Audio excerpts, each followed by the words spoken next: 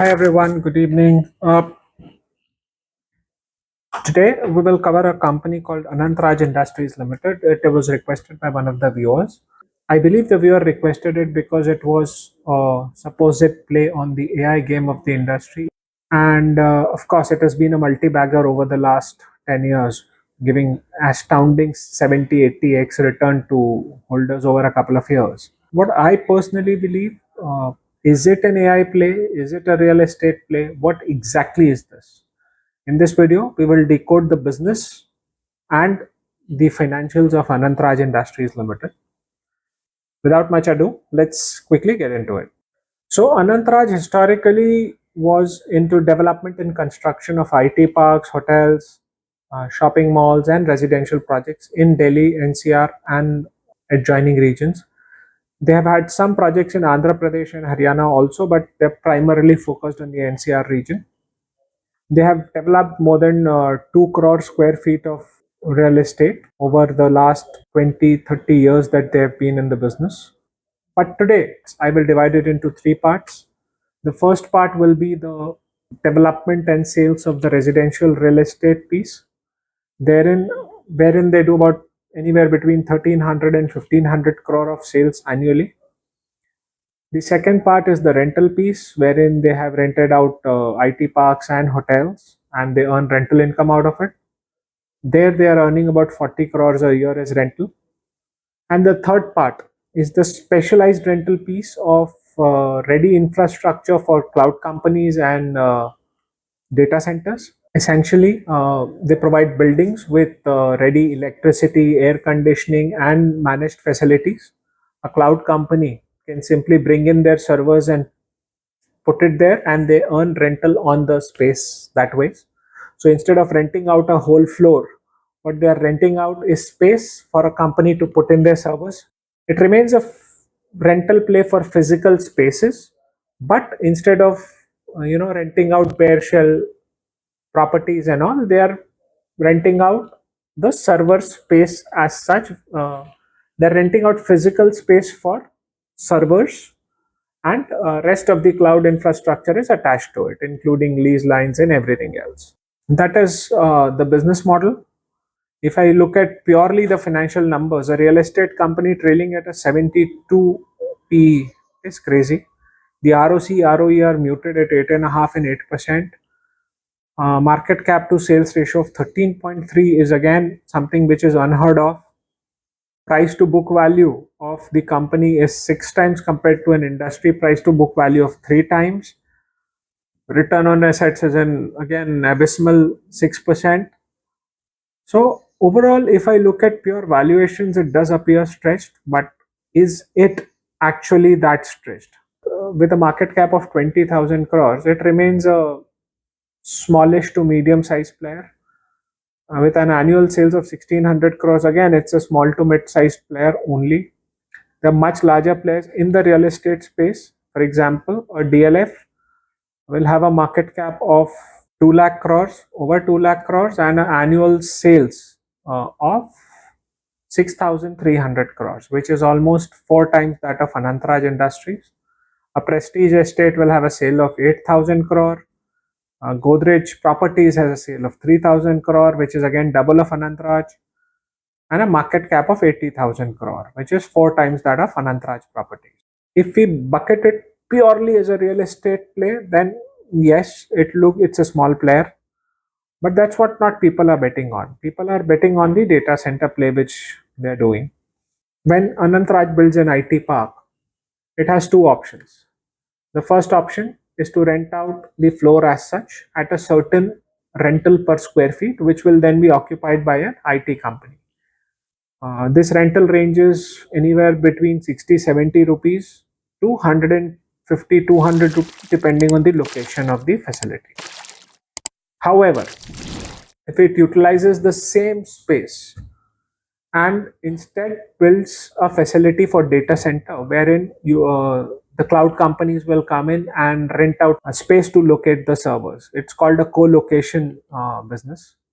So the cloud companies will come in and put their servers in Anant Raj's premises, which will be air conditioned, which will have the lease line facilities, which will have a cooling facility which will have backup electricity generators, backup lease lines, and so on and so forth. That same space rental will now generate a rental of anywhere between 400 and 600 rupees a square feet. So if you see the contrast, any average of 100 for a normal IT park rental versus 400 and 600 rupees for a renting out server space as a co-location business. So that's double the rental. But this double the rental also comes at a capital cost. It does not come free of cost. The capital cost as specified by Anant Raj is closer to 6 crore rupees per megawatt, which essentially translates into the rental yield which Anant Raj generates out of these investments. If I consider the capital cost also, it will become close to 16-17%. So the Anant Raj stock itself has grown from rupees 8 to 600 levels in the past 5 years. That's a fantastic return of 70x. However, at the same time, compared to other real estate stocks like Godrej or DLF, they've grown anywhere between 5 to 7x in the same period. Now, 70x return in 5 years is mind blowing, honestly. But what we need to consider is Anant Raj is today rated at triple B. It was rated D as recently as in September 2022, which is exactly about 2 years before it was rated D. That means it was defaulting on its loan obligations. And in the same period, it was rated double B by another rating agency, so which was not an investment grade stock.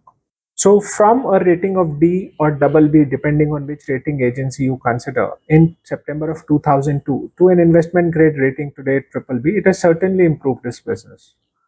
But does that improvement warrant a valuation which is at a premium to everybody else? That's a question which I can't really answer. So now that we have established the business lines of Anant Raj, which is the residential real estate development, which is commercial space leasing, and which is the data center and co-location business, how do we value the three parts, the three businesses?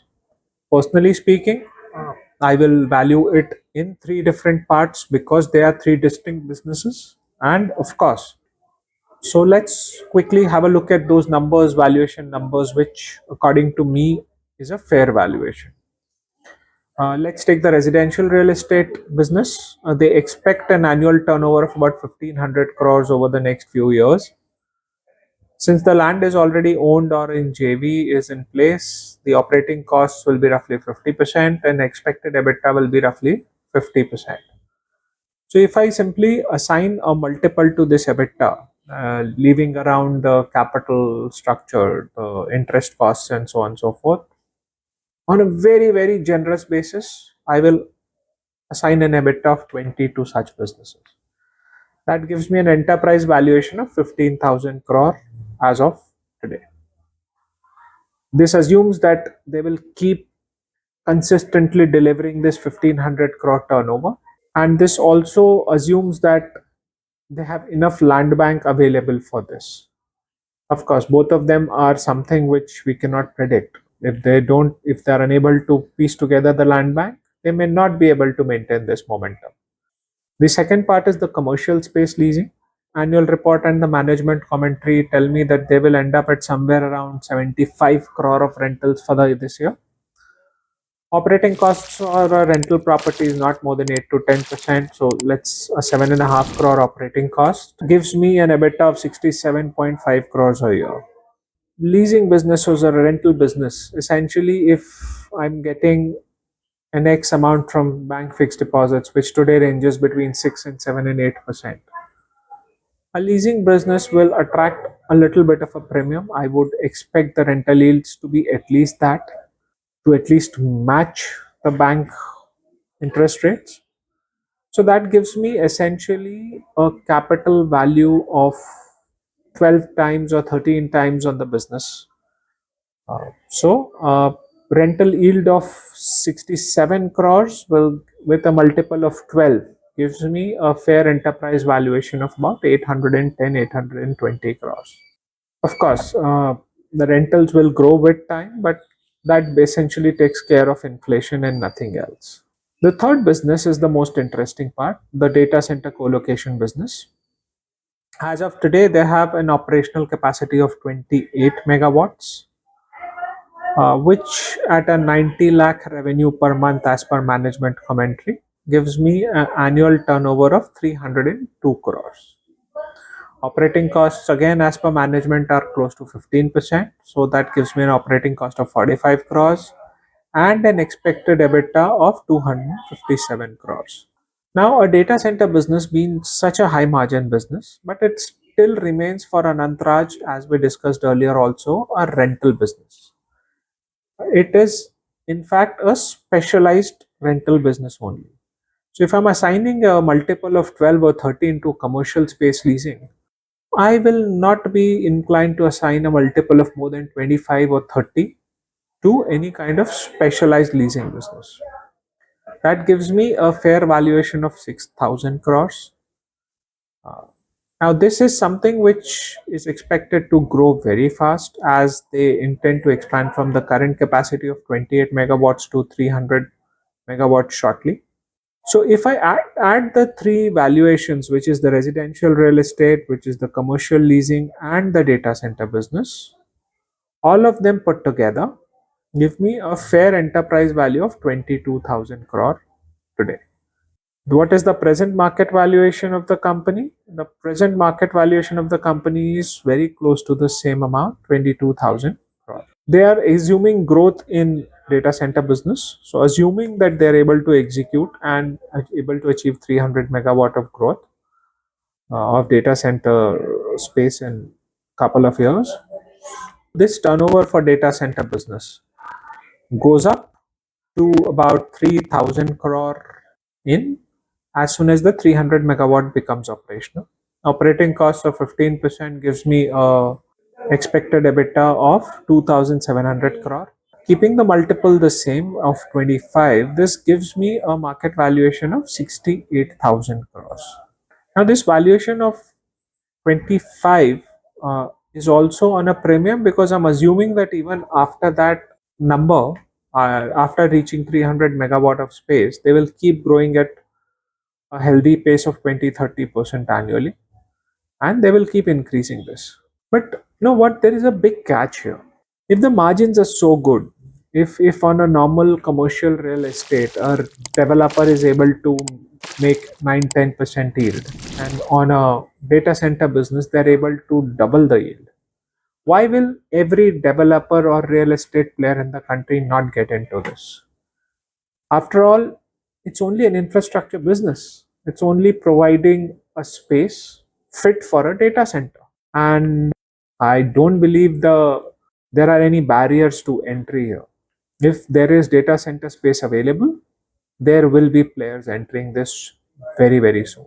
So once that happens, once many players come into the space, then obviously the margins get squeezed. The kind of 16-17% yields which they are currently making will drop to 7 8, maybe 11-12% first, and then further to single digit yields. And that's gonna happen. It's just like what happened to the solar industry. If you remember, the earlier PPP contracts which the government used to issue were at exorbitant rates of 16 and 17 rupees per unit of electricity produced first from solar. Today, it is down to 2.5 and 3 rupees per unit. So this data center rental model of fantastic margins is going to get squeezed sooner or later. And my estimate is that it will get squeezed sooner. So what I'll do to counter it is I will then start valuing it as any other rental business and reduce the multiple from a 25 estimated multiple to 12, which is at par with any other rental yield asset multiple. What happens? So what happens if the rentals get squeezed first? So if the rental from 90 lakhs per megawatt per month gets squeezed to, let's say, 50 lakhs per megawatt per month, then the turnover is 1,800 crores and not 3,200 crores. The operating costs at 15% remains the same at 270 crores, and the expected EBITDA is 1,500 crore. Again, since the margins are getting squeezed, the business multiple will get squeezed. So at a business multiple of 12, which is at par with any other rental business, this business will now be valued at close to 18,000 crores. So that gives me a future valuation of 34, 35,000 crores once the data center business reaches a mass of a volume of 300 megawatts. And that is assuming that residential real estate and the commercial leasing portions remain stable at the present levels. Is there future growth left in the stock? Maybe, looks like it. Are there risks inherent to the business? Yes, there are risks inherent to the business. Each of the businesses which we discussed some time back. In the real estate, residential real estate space, the risk is availability of land parcels and, of course, the demand remaining upbeat for a sustainable period of time. In commercial leasing space, it's also the same. The demand and supply cycle plays out fairly regularly there. And in the data center business, they do have an advantage by being the first mover. But will the advantage continue? Are there, barriers to entry? No, there are no barriers to entry in the business in which they are currently present. They are addressing this particular part by moving up the value chain and trying to become a cloud service provider and reaching the end consumer directly. But that part, whether it's successful or not, is yet to be seen. But yes, they are making the moves in the right direction. Even then, considering all that, will the stock grow? Yes, it will grow. What will be the rate of growth of this particular stock going forward? Well, it will certainly not be what it was in the last 5 years. But yes, you can expect a healthy growth going forward also. With that, we will end this video.